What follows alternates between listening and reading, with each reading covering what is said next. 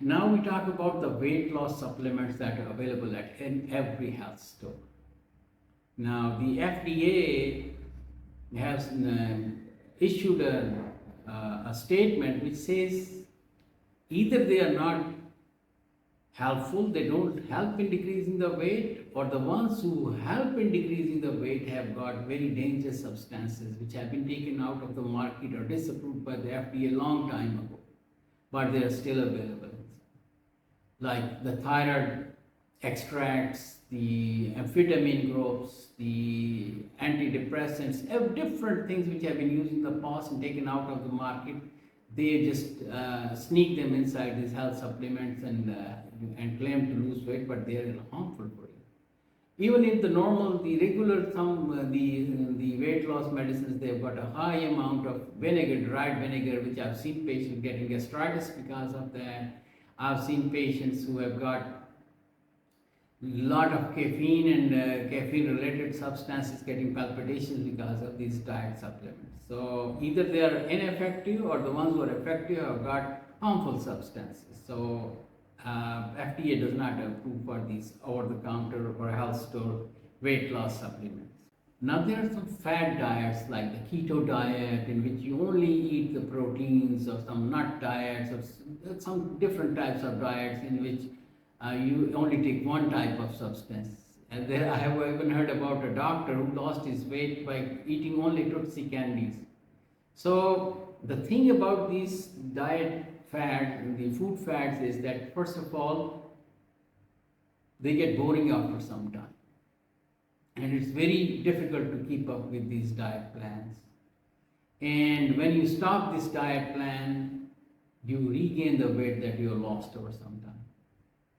And the second thing is this, because you're taking only one type of food, what happens is at the end, because not every food has got all complete nutrition inside it, you become deficient in nutrition, in some nutritional substances because of that diet. Different diets cause different type of nutritional deficiencies, and that can be dangerous for you. Again, the meal frequency, as I discussed in the snack section, is that there are two schools of thought. One is saying that you take 3 meals a day, and the other school of thought says that you take 7 meals a day.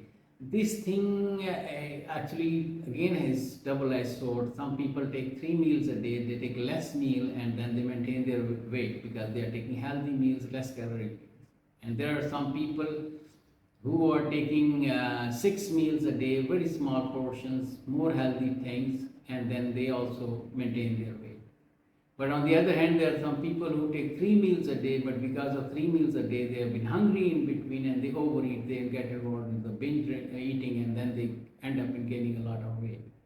And on the other side, the people who are taking 6 meals a day, they are overeating during the 6 times, and at the end of the day, both types of diets fail. So the bottom line is, you not only have to concentrate on the times of the day you take the meal, but also you should consider the fact that what are you eating during the day. At this time, I would like to emphasize that you must have a diary. A food diary is very important if you want to lose weight. And for the purpose of that, you should count every calorie that you take during the day. You have to be very obsessive if you want to lose weight. Because there are people who claim that they don't eat anything, even hardly once a day, and still they are not losing weight. So you have to have a record of your calorie intake, how much you took, how many times you took, what was the calorie count, and that's the best way to lose your weight in this situation. Now, what should be the best diet for the optimal health? The best diet should have a plan which counts your calories, how much calories you're planning to take, your baseline calorie requirement, and now if you want to cut down on those baseline 1800 calories roundabout, and you want to go on a 1400 calorie diet, a 1200 calorie diet, and then whatever diet you're taking, it has to be a mix of proteins, fats, carbohydrates. It should include salads, fruits, fish, poultry, meat, unrefined carbohydrates, nuts, minerals, everything should be there. So you have a complete diet, but the total calorie count of this diet should be within the limits. So a nutritionist can help you to design such a diet which has got everything. Now, there is a concept, it's a new concept and it's very popular nowadays. This is an intermittent fasting concept. Now, there are three schools of thought for intermittent fasting. One group of people, they eat whatever they eat for 5 days a week, and for 2 days, they take a fast. Some people fast one day and eat one day. But the last group, which is the time restricted eating, which is very popular now, is the people who take their meals for 6 hours, and for the 18 hours they don't eat anything. Or sometimes it's 16 hours they don't eat anything, and 8 hours they eat the food. Again, the food should be calorie balanced, no binge eating, and it should have all the required ingredients. Now, what is the idea behind that and how does it help is actually the concept that when you're eating all through the day, actually food is composed of proteins, carbohydrates and fats, and proteins act as antigens. And when you're eating all through the day, you're taking all types of foreign antigens in your body which get absorbed into your system, and it creates a chronic inflammatory state in your body throughout the day. The body never gets a rest. It's fighting against the inflammation. Interleukins, steroids, they are released, and then they cause, this inflammation causes the cardiovascular effects. This causes the leptin resistance, which leads to more eating. And this can damage your heart and your vessel gets narrow.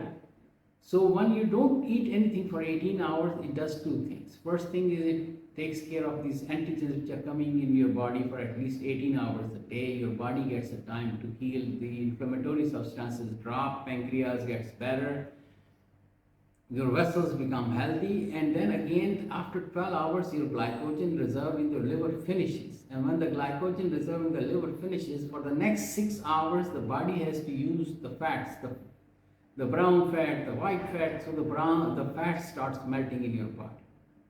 And this helps in not only losing the weight, but also gives you a better cardiometabolic state and less cardiovascular dangers. And it prevents this metabolic syndrome to develop.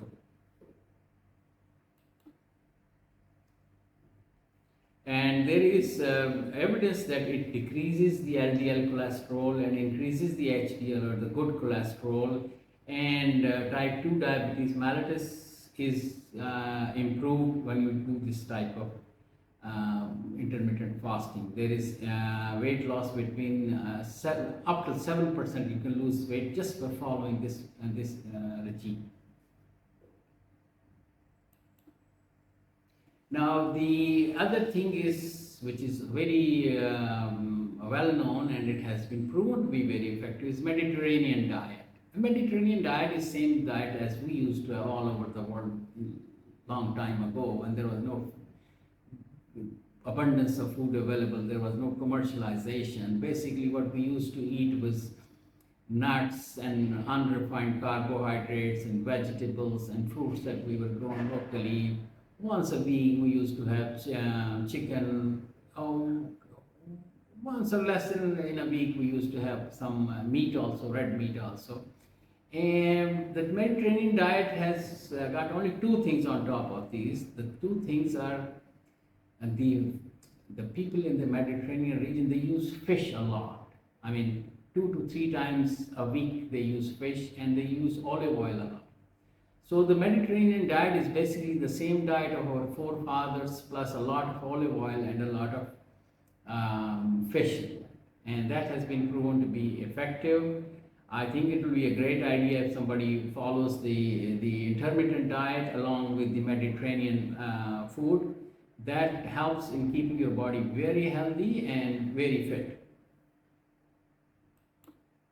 Now you can see this picture which shows exactly what the whole idea of Mediterranean diet is about. It's just like our forefathers, more involved with each other, eating together on the table, having a lot of fruits, fresh fruits, nuts, lentils, unrefined sugars, unrefined carbohydrates, seafood, shrimps, poultry, and much less often sweets and meats. Now this is the one that I wanted to talk to you about. We already discussed about ghrelin, insulin and leptin. Insulin, as you know, whenever you eat, your eat sugar, the insulin is immediately released, takes immediate control of the blood sugar levels in your body and brings it to the normal level, gets stored in the liver as a glycogen and in the adipose tissue as the fats. Now, when the insulin does that, on the left side you see when insulin does that, there is increased deposition of fats in the fat cells. When the fat is deposited in the fat cells, this releases a hormone which is called a leptin. And this leptin hormone goes and it acts on the hypothalamus and it suppresses the need to eat, and it increases the satiety, and it makes you unwilling to eat. But there is a catch in that now this has been figured out that there is a leptin resistance. I will talk to you about how the leptin resistance develops and how the commercial companies are exploiting this leptin resistance phenomenon. On the other hand, when you do not eat anything, the insulin release will stop, the leptin release will stop, and you will feel to eat something, and then on the other hand the stomach becomes empty. The more the stomach becomes empty, it started releasing this hormone called ghrelin. Ghrelin is actually relieved from the fundus of the stomach, and the gastroplastics and the gastroplasties and the bypass surgeries which remove that portion of the stomach, they also reduce the ghrelin, and not only their stomach is smaller, but also they do not have the desire to eat because of the loss of this hormone. And basically, the more ghrelin you produce, the more empty the stomach is, the more hungry you get. And this is the reason when you are on diets, you start getting very, very hungry.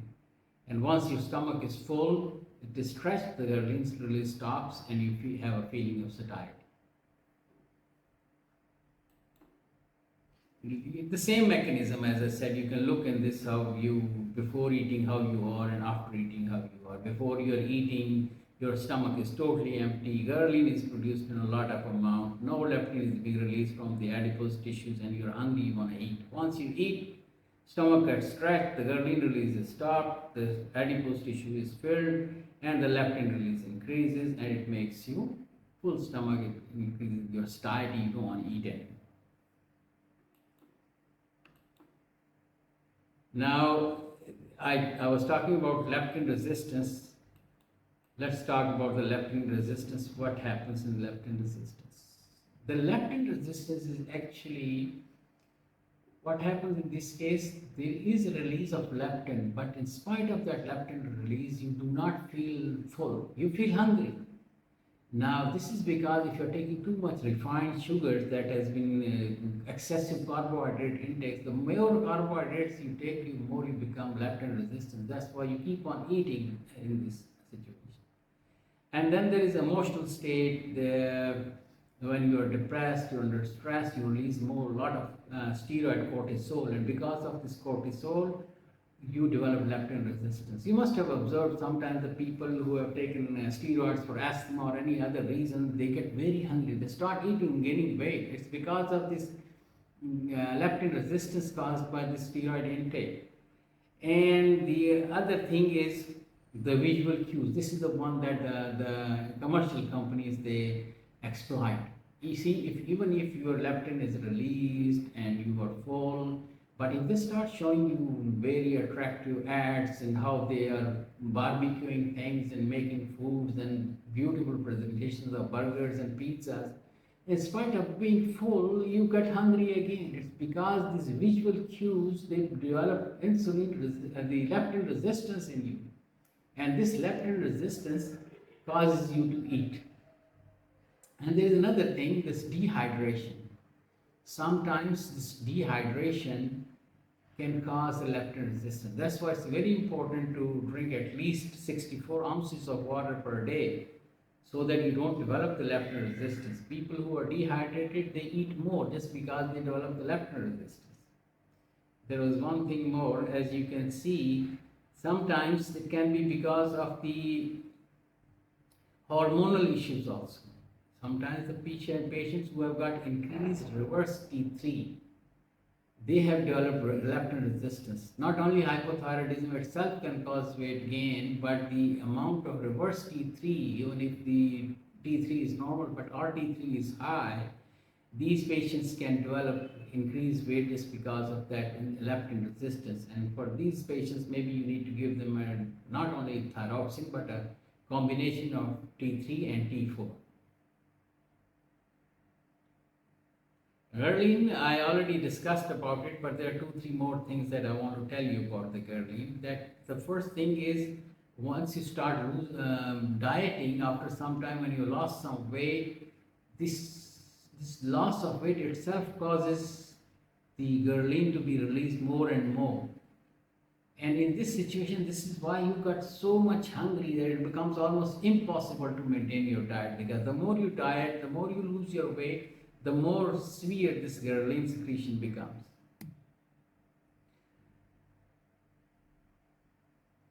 I already explained you about the sleep gastrectomy and the ghrelin secretion.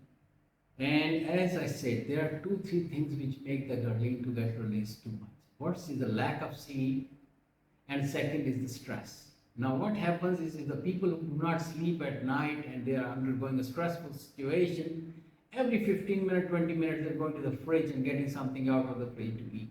It has got 2 things together. First, because they're awake and they're under stress, their ghrelin level is very high. And because of that, they're going and eating and eating.